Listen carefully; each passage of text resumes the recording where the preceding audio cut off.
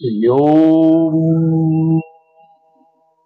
Namo Kali Kali Mahakali Kali ke Maharini Dharmaksham Bhakshadai Devi Narayani Namaste Mahishagni Mahamaya Jamundyamundamalini Ayurakyam Vijayam Dehi Devi Narayani Namaste Namo Srishti Sri Divinatha Shakti Bhute Sanatani Ganatrai Gram Devi Narayani Namaste জয় মা জয় মা জয় গুরু জয় গুরু।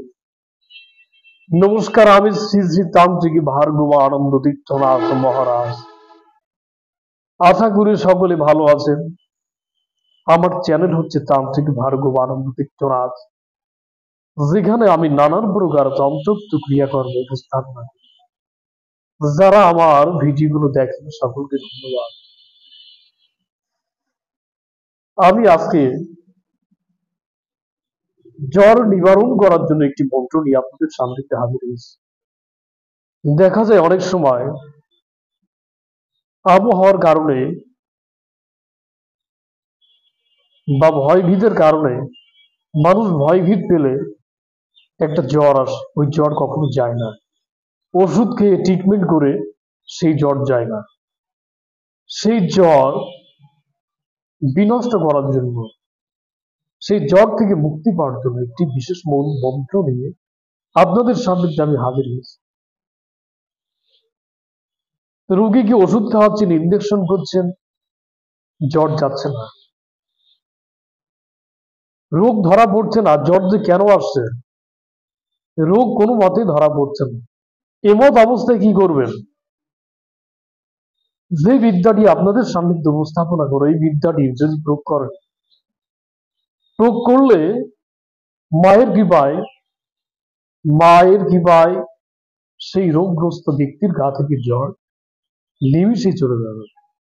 তো কি করতে হবে সেই বিষয়ে আমি আলোচনা করব।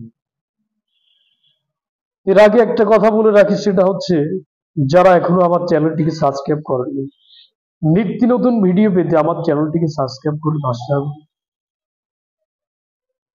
তো সকলে মন্ত্রটি মনোযোগ দিয়ে শুনবেন, কেউ স্কিপ করে দেখবেন না। ওম নমো ভগবতে রুদ্রায় শূলপানায় পিশাচাধীপতয়ে তাবস্যা কৃষ্ণ পিঙ্গলা ফট স্বাহা। এই হচ্ছে মন্ত্র। আপনাদের বোঝার সুবিধার্থে আবারও বলি, ওম নমো ভগবতে রুদ্রায় শূলপানায় পিশাচাধীপতয়ে তাবস্য কৃষ্ণ পিঙ্গলা ফট স্বাহা। এই হচ্ছে মন্ত্র। এর নিয়ম হচ্ছে, মন্ত্রটি কাগজের উপর শ্মশানের কয়লা দ্বারা মন্ত্রটি লিখতে হবে।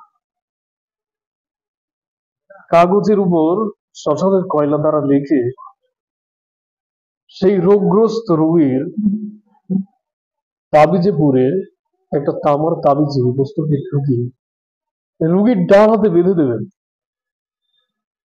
এবং সেই রোগী প্রতিদিন যখন স্নান করবে, স্নান করার পূর্বে এক গ্লাস জল নিয়ে পূর্ব দিকে ফিরে 3 বার মাকে স্মরণ করে জয় মা জয় মা জয় মা, এভাবে 3 বার মাকে ডেকে ওই কবচটি জলে স্পর্শ করে ওই জলটি এক নিঃশ্বাস খেয়ে নেবে। এইভাবে 21 দিন কর্মটি করবে। মায়ের কৃপায় জ্বর নিমিষেই চলে যাবে। সঠিকভাবে বিদ্যাটি প্রয়োগ করুন। বহুবার পরীক্ষিত এই বিদ্যাটি, বহুবার পরীক্ষিত বিদ্যাটি প্রয়োগ করলে অবশ্যই আপনার সুফল পাবেন। জয় মা জয় মা। আবারও আমি একটি নতুন বিদ্যা নিয়ে আপনাদের সান্নিধ্যে হাজির হব। সকলে ভালো থাকবেন, মায়ের কাছে প্রার্থনা করি। জয় মা কল্যাণ, ওই করুণা, ওই কৃপা, ওই মা, জয় মা।